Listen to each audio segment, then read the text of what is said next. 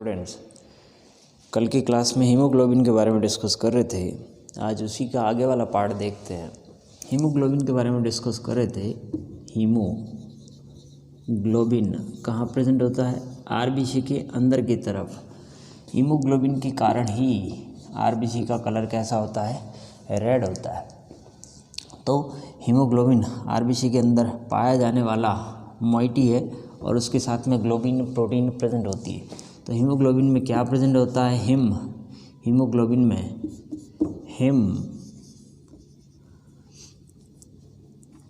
Him और globin वाला part, him plus globin.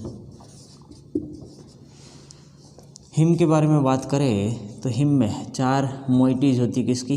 Him की ही 4 मोइटीज या 4 यूनिट कह सकते हैं। 4 मोइटी जो किसकी बनी होती है? पोरफायरिन रिंग की। पोरफायरिन रिंग तो केमिकल स्ट्रक्चर है, इसके बारे में अभी डिस्कस करेंगे। और globin, it is a protein part. ये क्या है? ग्लोबिन प्रोटीन पार्ट है। ये प्रोटीन पार्ट 4 सब यूनिट का बना होता है। 4 सब यूनिट, 2 अल्फ़ा और 2 बीटा। 2 अल्फ़ा सब यूनिट एंड 2 बीटा सब यूनिट, ये मिलके हीमोग्लोबिन का स्ट्रक्चर बनाती है। अब जो आरबीसी का लाइफ स्पान होता है, वो आरबीसी का लाइफ स्पान होता है करीबन 120 दिन का। तो आरबीसी की जो लाइफ होती है, लाइफ 120 दिन, या यूँ कह सकते हैं 4 मंथ्स, 4 महीना या 120 दिन की। 120 दिन के बाद उस आरबीसी को ख़त्म कर दिया जाता है, डिस्ट्रक्ट कर दिया जाता है। डिस्ट्रक्ट करने के बाद जैसे हीमोग्लोबिन को भी तोड़ा जाता है। आरबीसी की लाइफ ख़त्म हो जाती है 120 दिन के बाद। 120 दिन के बाद उस आरबीसी में से हीमोग्लोबिन निकाला जाता है, इनको भी तोड़ा जाता है। ग्लोबिन वाला पार्ट, इसका डिस्ट्रक्शन करके किस में कन्वर्ट किया जाता है? एमिनो एसिड में। और एमिनो एसिड को वापस रिसाइकिल कर लिया जाता है। रीसाइकिल यानी ग्लोबिन प्रोटीन बनाने में ही इसका यूज हो जाता है। पोरफायरिन रिंग, ये पोरफायरिन रिंग डिस्ट्रक्शन के बाद, डिस्ट्रक्शन यानी नष्ट करना, 120 दिन के बाद इसका डिस्ट्रक्शन हो जाता है और ये कन्वर्ट हो जाती है किसमें? बिलीवर्डिन और बिलीरुबिन।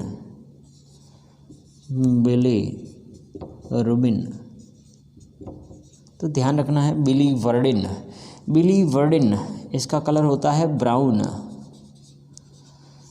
और इसका कलर होता है येलो। तो बिलीवर्डिन के कारण ही एक्सक्रीटरी मटेरियल, जो अनडाइजेस्टेड फूड होता है, उसका कलर कैसा होता है? ब्राउन कलर होता है। तो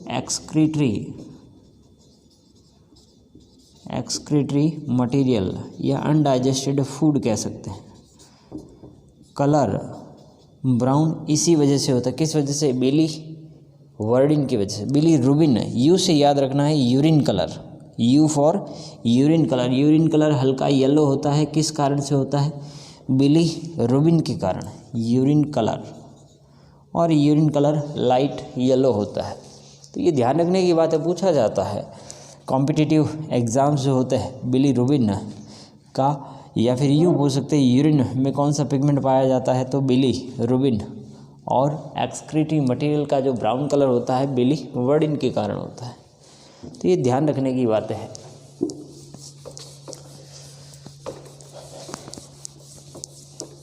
तो हीमोग्लोबिन का मेन फंक्शन क्या है? हीमोग्लोबिन का मेन फंक्शन होता है ऑक्सीजन कैरी करना। ऑक्सीजन कैरी करना मतलब ब्लड में आरबीसी होती है, आरबीसी में हीमोग्लोबिन होता है। आप जो बाहर से ऑक्सीजन लेते हो वो कहाँ जाती है? लंग्स से कहाँ जाती है? ब्लड में जाती है। तो पहले हीमोग्लोबिन के बारे में डिस्कस कर लेते हैं, उसके बाद वो भी पार्ट डिस्कस करेंगे। तो हीमोग्लोबिन में 4 तो क्या पाई जाती है? हिम मोइटीज़ और प्लस ग्लोबिन प्रोटीन। ग्लोबिन की भी 2 अल्फ़ा और 2 बीटा।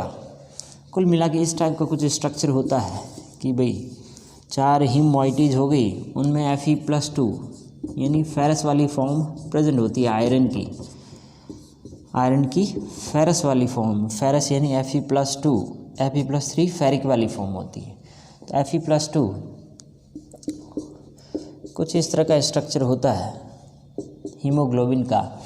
ये अल्फ़ा सबयूनिट है, ये भी अल्फ़ा, ये बीटा सबयूनिट और ये भी बीटा, तो 2 अल्फ़ा हो गई और 2 बीटा हो गई। तो एक हीमोग्लोबिन का जो मॉलिक्यूल है 1 हीमोग्लोबिन 1 Hb मॉलिक्यूल या 1 हीमोग्लोबिन मॉलिक्यूल, उसमें 4 सबयूनिट होती है। तो 4 सबयूनिट होती है तो एक हीमोग्लोबिन के साथ 4 ऑक्सीजन बाइंड हो सकती है। एक ऑक्सीजन का मॉलिक्यूल यहाँ बाइंड होगा, दूसरा यहाँ, तीसरा इसके साथ और चौथा इसके साथ। तो एक हीमोग्लोबिन मॉलिक्यूल के साथ 4 ऑक्सीजन मॉलिक्यूल बाइंड हो सकते हैं। तो हीमोग्लोबिन के साथ ऑक्सीजन जुड़कर क्या बनाएगी? Oxy haemoglobin, oxy haemoglobin. तो ऑक्सीजन कहाँ प्रेजेंट होती है? एनवायरनमेंट में। एनवायरनमेंट से जाएगी लंग्स आपके फेफड़ों में, फेफड़ों से जाएगी ब्लड में। ब्लड में क्या प्रेजेंट होता है? हीमोग्लोबिन। हीमोग्लोबिन ऑक्सीजन के साथ जुड़ेगी तब वो बनाएगी क्या? Oxy haemoglobin. इसके बाद आगे बात करें, अभी बात किया कि भाई आरबीसी बनती कहाँ है?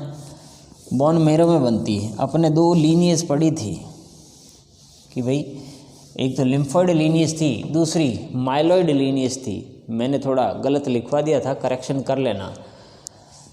यानी ये जो ब्लड सेल्स बनती है, ब्लड सेल्स, जिसको अपना नाम दिया था हेमेटोपोएसिस, हेमेटोपोएसिस। ब्लड सेल बनती कहाँ पे है? In bone marrow. Bone marrow की जो स्टार्टिंग सेल्स होती है हेमेटोपोएटिक स्टेम सेल्स, उससे 2 लीनियज निकलती है। 1 इज लिम्फोइड लीनियज। ये करेक्शन करना है, उसमें लास्ट जो लिखा था उसमें लिखना है, अलग से लिखने की ज़रूरत नहीं है। लिम्फोइड लीनियज थी और दूसरी एरिथ्रॉइड लिखवा दी थी, वहाँ पे लिखना है माइलॉइड लीनियज, माइलॉइड लीनियज। तो लिम्फोइड लीनियज से तो क्या बनेगी? लिम्फोसाइट्स बनेगी, ये बात लिखवाई थी, लिम्फोसाइट्स। और माइलॉइड लीनियज से, लिम्फोसाइट्स में कौन सी? B and T. और माइलॉइड लीनियज से other WBC, neutrophil, basophil, eosinophil. और इसके अलावा एरिथ्रोसाइट, एरिथ्रॉइड लीनियज भी इसी से निकलती है। किससे? माइलॉइड लीनियज, एरिथ्रॉइड लीनियज, जिससे क्या बनेगी? एरिथ्रोसाइट्स यानी RBC। तो ये थोड़ा करेक्शन कर लेना। उसके बाद ये था हीमोग्लोबिन वाला पार्ट। इसी में एक बार डिस्कस करते हैं कि बाहर का जो एनवायरनमेंट होता है, एक्सटर्नल एनवायरनमेंट, वहाँ पर क्या प्रेजेंट होती है? O2 ज़्यादा होती है। ये O2 लोड हो जाती है कहाँ पे? आपके लंग्स में। O2 लोड इन लंग्स में आ जाती है। लंग्स में ऑक्सीजन ज़्यादा है तो ये ब्लड में चली जाएगी। O2 load into blood, O2 loading into blood. जब ऑक्सीजन ब्लड में लोड हो जाती है तब ये ब्लड क्या कहलाएगा? Oxygenated blood. यानी इस ब्लड में क्या प्रेजेंट है? Oxygen, oxygenated blood. अब ये ब्लड हर एक टिश्यूज़ तक लेके जाया जाएगा। इस जिस ब्लड में ऑक्सीजन प्रेजेंट है, इस ऑक्सीजनेटेड ब्लड को टिश्यूज़ तक ले जाया जाता है, हर एक सेल्स तक ले जाया जाता है। टिश्यूज़ लेवल, टिश्यूज़ के पास से क्या होती है? ऑक्सीजन की कमी होती है, तो वहाँ पर इस ऑक्सीजन की अनलोडिंग की जाती है, यानी ऑक्सीजन हीमोग्लोबिन छोड़ता है। तो ऑक्सीजन एनवायरनमेंट थी, एनवायरनमेंट से लंग में आई और ऑक्सीजन लोड हो गई ब्लड में, यानी हीमोग्लोबिन के साथ जुड़ गई, ऑक्सी हीमोग्लोबिन बन गया, HBO2 बन गया, ऑक्सी हीमोग्लोबिन। अब टिश्यू लेवल पर क्या होगा? इसी ऑक्सीजन की अनलोडिंग होगी। O2 अनलोड, यानी O2 को हीमोग्लोबिन छोड़ेगा ताकि टिश्यूज़ के पास जाए, सेल्स के पास जाए, अनलोडिंग। तो इस तरह से ये चलता रहता है, एनवायरनमेंट से लंग्स, लंग से ऑक्सीजन ब्लड में, ऑक्सीजनेटेड ब्लड, और टिश्यूज़ के पास ब्लड कैसा होता है, डीऑक्सीजनेटेड ब्लड, यानी ऑक्सीजन की क्या होती है, कमी होती है, डीऑक्सीजनेटेड ब्लड। ऑक्सीजन अनलोडिंग के बाद तो वो भी क्या हो जाएगा, ऑक्सीजनेटेड हो जाएगा, लेकिन जब तक उसके पास ऑक्सीजन की कमी है तो वो डीऑक्सीजनेटेड ब्लड कहलाएगा। तो ये थी आउटलाइन आरबीसी हीमोग्लोबिन के बारे में।